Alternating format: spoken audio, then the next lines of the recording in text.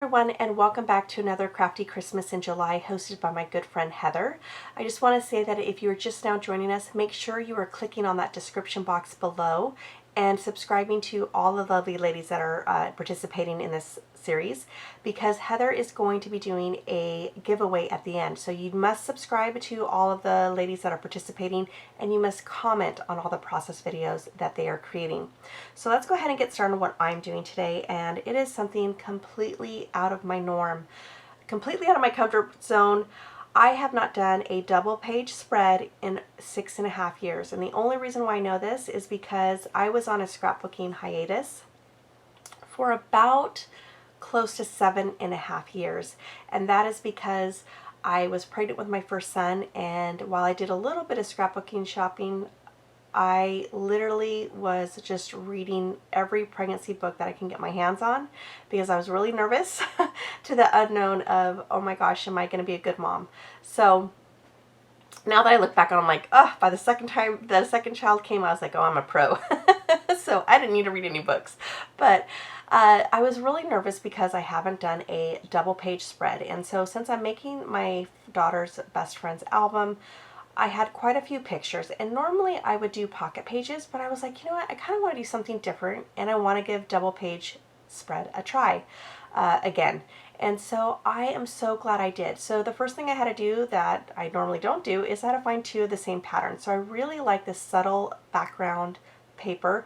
If you are using pattern paper, there's no right or wrong, but I prefer having more of a subtle pattern than something bold and big and really, really busy, because to me it kind of can be distracting to the eye.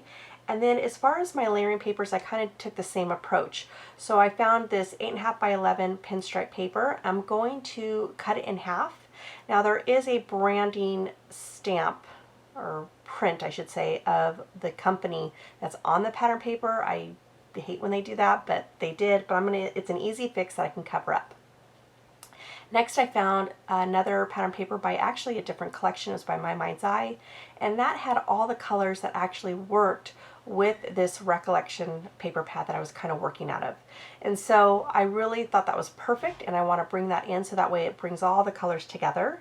And then on the left, I felt like it was looking a little boring, so I found my favorite pattern paper in this paper pad. Not found, but when I was flipping through it, I grabbed my favorite pattern paper, and that is the one where it's the Noel and it's all jumbled up, but it has all the colors again. So I'm just kind of repeating that process.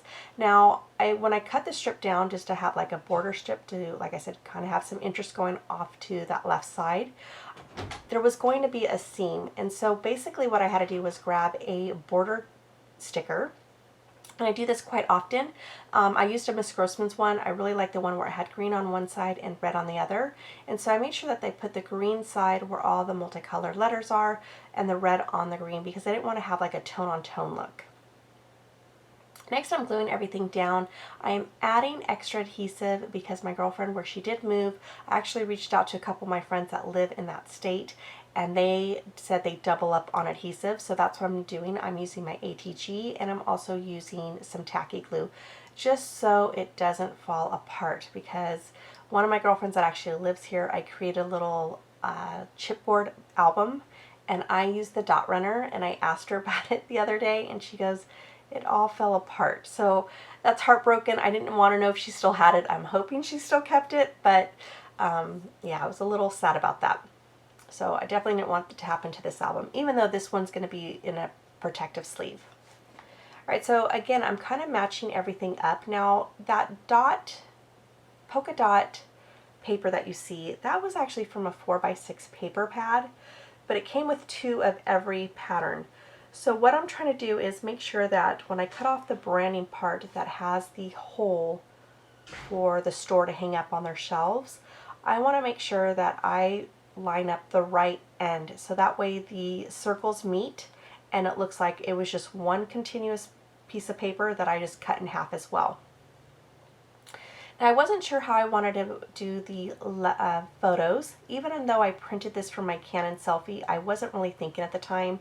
I kind of just put the bottom picture upside down. Now, if I would have had it the right side up, I literally could have kept those photos intact. So I wasn't sure if I wanted to separate them because obviously I did have to cut it, but I ended up positioning them back and then just matting them on some white cardstock. So I'm using the rest of those Miss Grossman stickers, and I really like this. This is actually one of my favorite border stickers. I actually have quite a few of them, and I love just the whole ribbony effect, like it was just kind of like thrown up into the air and kind of like let loose and flowing. And so I'm going to have that kind of going down the red paper. Now next I'm going to grab this Jolie's Boutique sticker, and I know some of you might be like, what, Jolie's Boutique? I remember all the rage. I would buy so many of them. I still have quite a few of them, and a lot of them I will still use. Others I won't, such as ones that look like clothing. But this one, I gotta be honest with you, I wanted to hoard it and save it for my daughter's layout for when I recreate this for her album.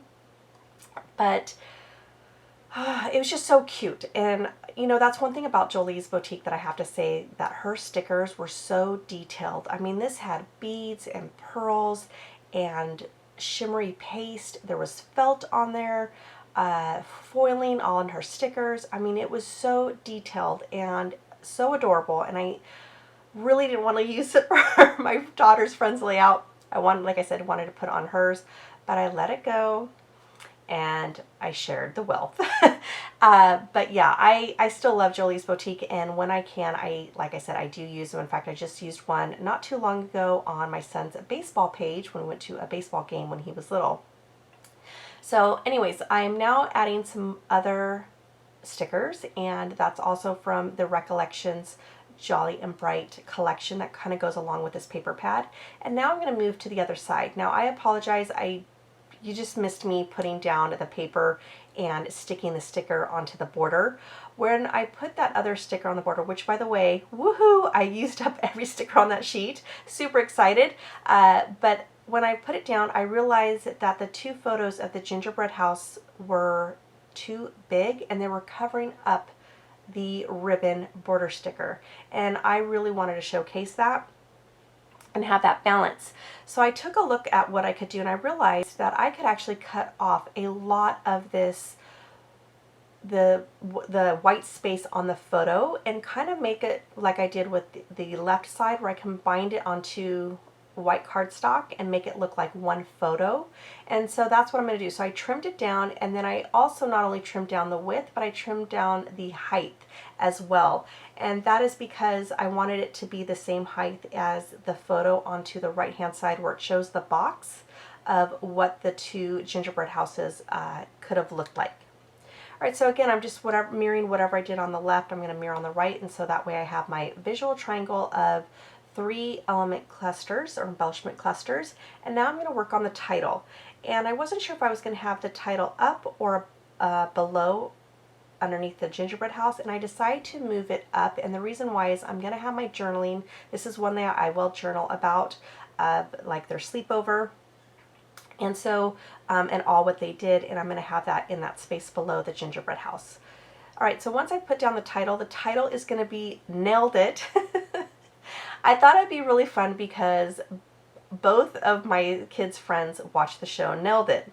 And I went and got gingerbread houses so that way they had something to do when they were over here, and just recreate it. And they had so much fun, and it was quite hilarious comparing the boxes to that. It was just a really fun, and they had a great time.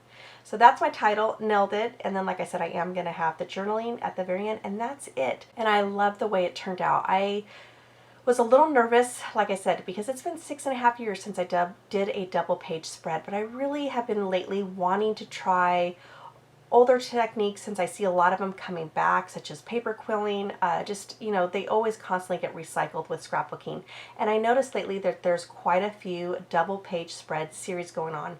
And I thought, you know what, I'm so comfortable in doing pocket pages, let me just try doing a double page spread.